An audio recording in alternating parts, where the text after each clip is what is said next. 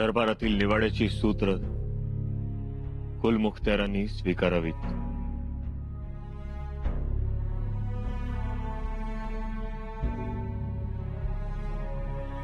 कुलमुखत्यार युवराज्ञी येसुबाई साहेबांनी न्यायदानाच्या आसनावर विराजित व्हावे अशी मी विनंती करतो।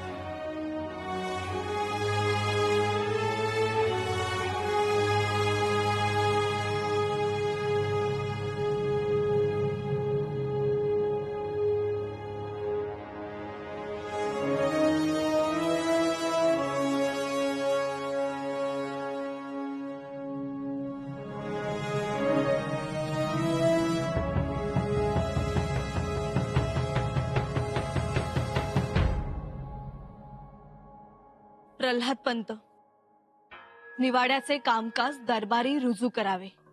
जी कुलमुखत्यार, आरोपीवरचे आरोपपत्र दरबारास पेश करण्याची परवानगी द्यावी। परवानगी आहे। आरोपी राजमान्य राजश्री संभाजी राजे बिन बिन कोण आरोपी? आरोप सिद्ध व्हायच्या अगोदरच आरोपी संभाजी राजे? सरनोबत, असं बोलण्याची दरबारी पद्धत आहे। हा कोण घेणार नाही?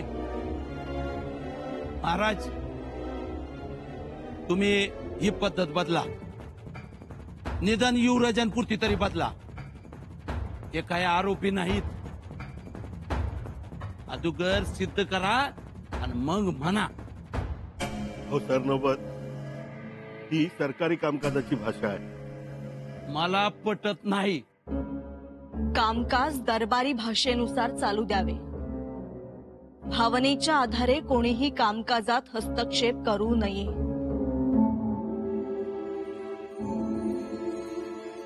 याचे सर्वांनी पालन करावे। आरोपी राजमान्य राजश्री संभाजी राजे। माफी असावी, पण आरोपी भी म्हणताय आणि राजमान्य राजश्री भी म्हणताय। एक काय ते ठरवा, एक तर आरोपी म्हणा, नाही तर राजमान्य राजश्री म्हणा। मला विचाराल तर राजमान्य राजश्रीच म्हणा। आरोपी संभाजीराजे बिन शिवाजीराजे भोसले राहणार किल्ले रायगड यांच्यावर अशी फिर्याद केली आहे की यांनी स्वराज्यद्रोह केला आहे। घ्या, कंचा स्वराज्यद्रोह केलाय म्हणून दवंडी पेटताय तुम्ही? युवराज भूपाळगडावर चालून आले। हो, हे असं स्वराज्याच्या गडावर चालून जाणं म्हणजे स्वराज्यद्रोहच। अहो, पण त्यांनी तलवार कुठं उचलली? मग तलवार उचलायची वाट बघायची होती का? मोगलांच्या फौजेबरोबर युवराज तिथवर गेले, एवढं पुरेसं आहे।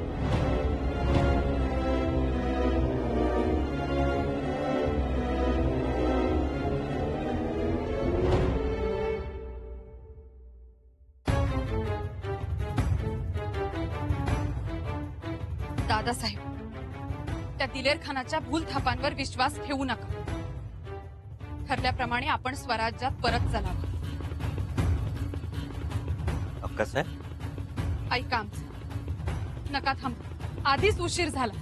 भूपाळगड मोहिमेचे काय पडसाद उमटले असतील त्याची काही खबर येत नाही। आपण निघू। नाही अक्कासाहेब, ही तर नवी सुरुवात आहे। आता कुठं ठिणगी पडलीये? आजवर पायाखाली तोडवलं जाणारं गवत आता पेट घेईल, आगटोंब उसळेल। आम्हाला स्पष्ट दिसतंय। बघा बघा अक्कासाहेब, आजवर मोगलांच्या छावणीत लाचारीनं जगणाऱ्या मराठ्यांचा स्वाभिमान जागा झालाय। पहिली लढाई आपण जिंकलोय अक्कासाहेब। दादासाहेब, आम्हाला सगळं मान्य आहे, पण तो दिलेर खान तुमच्या हातात हत्यार देतो। कालपर्यंत तुम्ही ढाल होता, आता तुम्हाला हत्यार बनावं लागेल। त्यापेक्षा यशस्वी माघार बरी। आपण जाऊ स्वराज्य। अक्कासाहेब, आम्हाला तरी इथं राहण्यात धन्यता वाटते का? तिथल्यापेक्षा रायगडावर केवढं सुख आहे. देवा समान आबासाहेब आहे, वात्सल्य मूर्ती मातोश्री आहे, श्री सखी राजनी जयती येसुबाई साहेब आहे, आणि आमच्या भवानीबाई त्यांना तर तानं असताना पाळण्यातच सोडून आलोय आम्ही. शिवाय जीवाला जीव देणारे मावळे, युवराज म्हणून मान सन्मान, हे सगळं सोडून आम्ही इथं या ओसाड गावात मोगलांच्या छावणीत राहतोय. कशासाठी? काय देणार काय ते मोगल आम्हाला? ही अशी तुटपुंजी मनसबदारी? अक्कासाहेब, एवढं सगळं त्यागून आम्ही मोगलांच्या छावणीत राहतो आहोत, ती स्वराज्याची सीमा विस्तारण्यासाठी, रयतेच्या सुखासाठी. आता जर आम्हीच आमच्या योजनेवर ठाम राहिलो नाही तर? दादासाहेब, आम्हाला काळजी वाटते तुमची. नका काळजी करू अक्कासाहेब, या शंभूराजांना हरवेल असं रणांगण जगात नाही, आणि आम्हाला रडवेल असं दुःख सुद्धा नाही. अक्कासाहेब, विश्वास ठेवा, उत्तर दिग्विजय आता आम्हाला खुणावतो. आता आम्ही तलवार हाती धरणारच.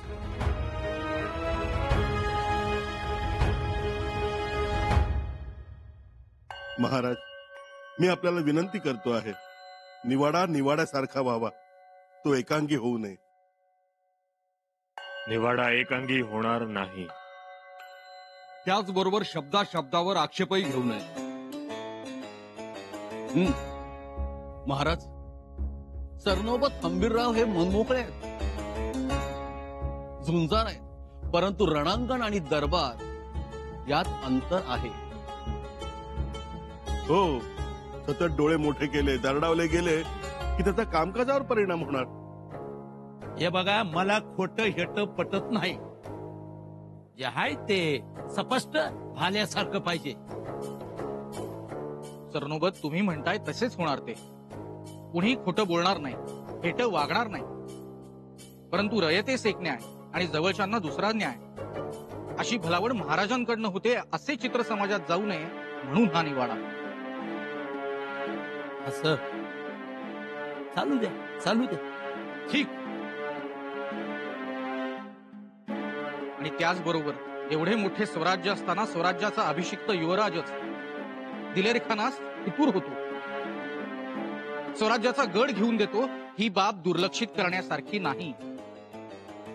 अष्टप्रधान मंडळास असे वाटते, मी आज सोडून बर, यांना असे वाटते की स्वराज्याचा भावी राजाच जर असे वागू लागला तर स्वराज्याचे भविष्य अंधारात आहे. त्यामुळे योग्य वेळी योग्य न्याय करण्याच्या हेतूने हा निवाडा करण्यात येत आहे. अगदी बरोबर. युवराजांबद्दल आम्हाला वैयक्तिक आदर आहेच, पण ते जिथे जिथे चुकले तिथे आम्ही बोट ठेवले. बोट ठेवली, बोट दाखवली, आम्हासनी समज ठाव आहे.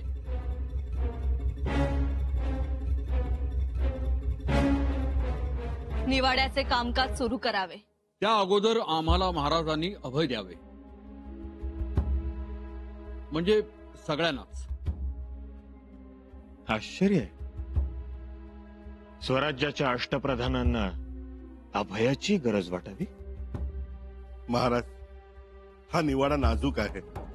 पण तुम्ही आमचे जोडणे जाणते आहात, आमच्या विश्वासातले आहात. अरे, आमच्या खांद्याला खांदा भिडवून आपण हे स्वराज्य, हे रयतेचं राज्य उभं केलंय, आणि आज तुम्हीच आमच्याकडे अभय मागावं. महाराज, अभय यासाठी की हा खटला नेहमीसारखा नाही. तुम्हाला अभय आहे, यापुढे ज्याला जे बोलायचं असेल ते मनमोकळेपणाने आणि स्पष्टपणे बोलावं. माफी असावी महाराज, परंतु दरबारात बोलला जाणारा मुद्दा आणि केले जाणारे आरोप हे आकसापोटी आहेत, असं मानण्यात येणार नाही. हो हो, तेच म्हणायचं होतं. ज्यांच्यावर आरोप होणार आहेत ते आमचे मूल आहेत, म्हणूनही कोणी कचरू नये. विना दिक्कत बोलावे. परंतु आरोप करताना सत्याचा अपलाप होणार नाही याची सर्वांनीच काळजी घ्यावी.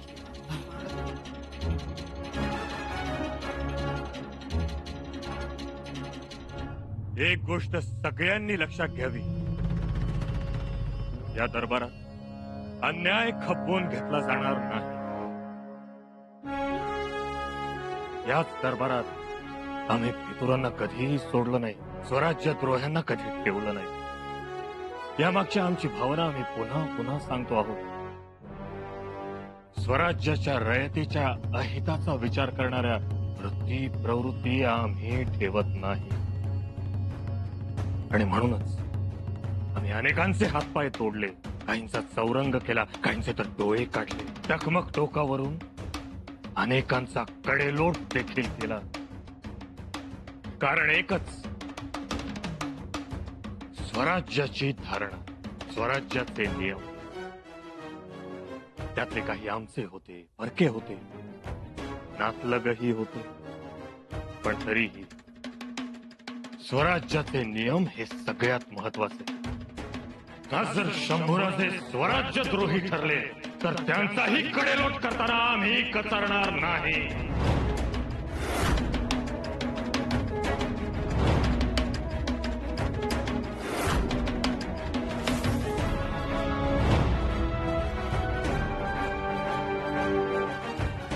हे सगळ्यांनी जाणून जबाबदारीने या निवाड्यात सहभागी व्हावं.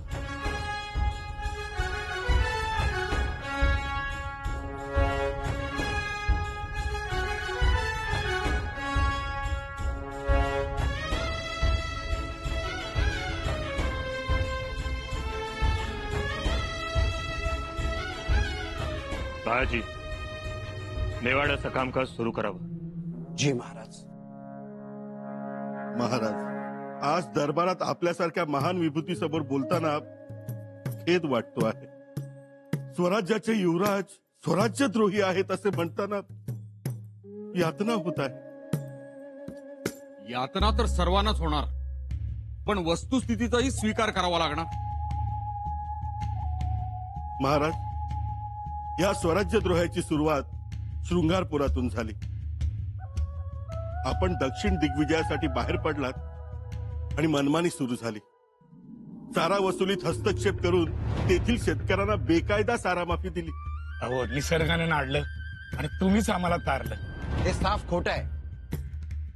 सारा माफी शेतकऱ्यांना युवराजांनी दिली, पण त्यामागे शेतकऱ्यांचंच हित होतं. म्हणजे याचा अर्थ स्वराज्यात शेतकऱ्याचं अहित होत होतं असं म्हणायचंय तुम्हाला? बिलकुल नाही. परंतु सारा माफी ही स्वराज्याच्या हिताचीच होती. स्वराज्य हिताची नव्हती. असती तर आम्ही त्याबद्दलचा खुलासा मागितल्यानंतर युवराजांनी दिलेलं उडवाउडवीचं उत्तर हे काय होतं? परंतु या सगळ्याचा निवाड्याशी काय संबंध? हा नाही कसा खुलो मुक्त्यार. अष्टप्रधानांच्या अधिकाराला थेट आव्हान दिलं गेलं. कोणत्याही बंडाची सुरुवात ही अधिकारी वर्गाच्या अपमानानंच होते. अधिकारी वर्गाला रयतेच्या नजरेतून पाडायचं. रयतेच्या नजरेतून अधिकारी एकदा पडले की असंतोषाला सुरुवात होते आणि असंतोषामुळे बंडाची बीज पेरण्यासाठी जमीन भुसभुशीत होते. शृंगारपुरात तेच घडलं. म्हणजे एकीकडे मंत्र्यांच्या कामात हस्तक्षेप करायचा, त्यांच्या व्यवस्थेला कुचकामी ठरवायचं, आणि दुसरीकडे आपण फक्त स्वराज्याच्या हिताचाच विचार करतो असं दाखवायचं. त्यातूनच मग आखाडे सुरू करायचे, तालमीत लाल माती अंथरायची, हे दाखवण्याची कामं. प्रल्हाद पंत, तुम्ही तर दक्षिणेत आबासाहेबांसोबत होता. मग तुम्हाला काय तिथून दिसले? हा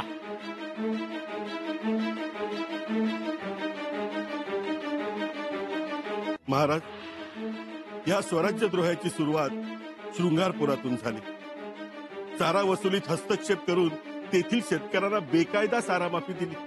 त्यातूनच मग आखाडे सुरू करायचे, तालमीत लाल माती अंथरायची, हे दाखवण्याची कामं. प्रल्हाद पंत, तुम्ही तर दक्षिणेत आबासाहेबांसोबत होतात. मग तुम्हाला काय तिथून दिसले?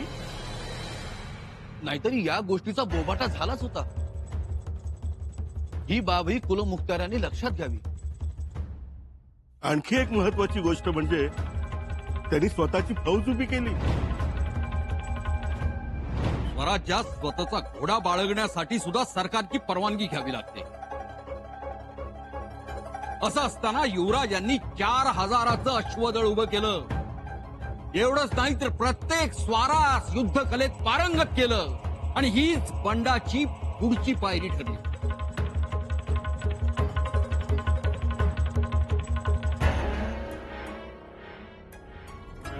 येसू शिवस्वरूप बाबा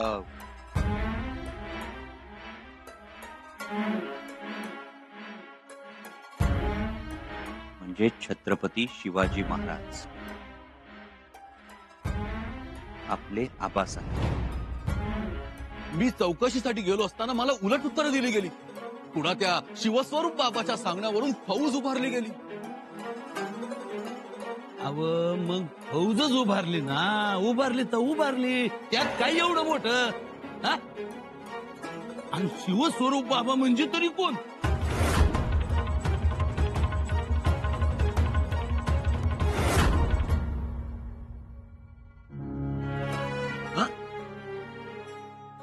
बोला सरनोबत बोला. पुन्हा शाक्तपंथीच्या सांगण्यावरून अशा फौजा उभारायच्या असतात?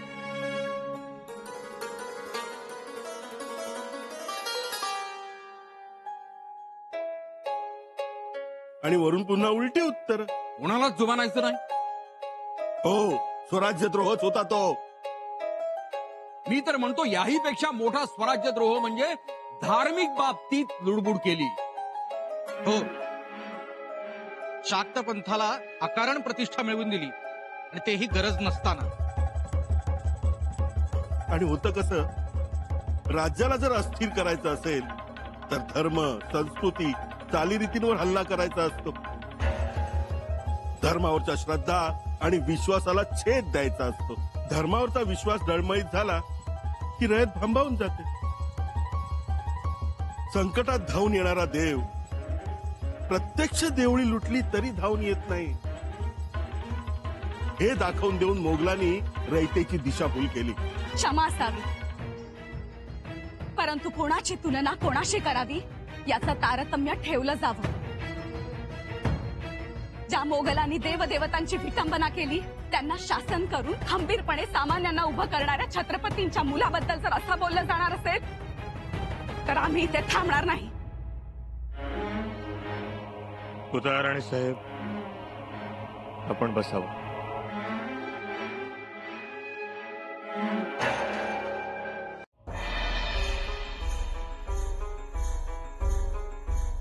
बोलावं आपण. महाराज, कायदा, स्वराज्यातील सुव्यवस्था आणि नंतर धार्मिक व्यवस्थेवर खाला घालायचा, अनागोंदी माजवायची, असंतोष हाहाकार पसरवायचा आणि राज्य हस्तगत करायचं. सिंहासनावर स्वतःच बसवून अभिषेक करून घ्यायचा.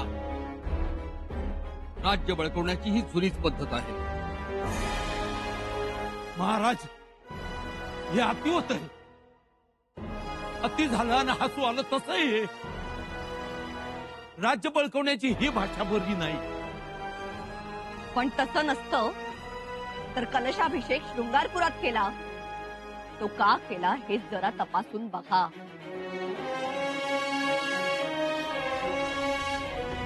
जर आम्ही शाक्त साधूंना नकार दिला तर तो आमच्यातील सौदार ह्याला नकार असेल. अभिषेकाचा मुहूर्त काढा कविराज.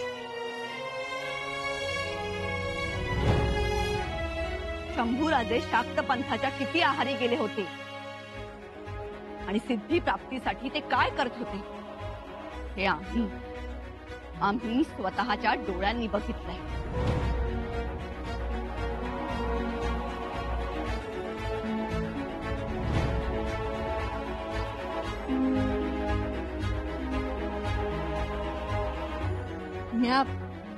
म्या थोरा मोठ्यांसमोर बोलून आहे,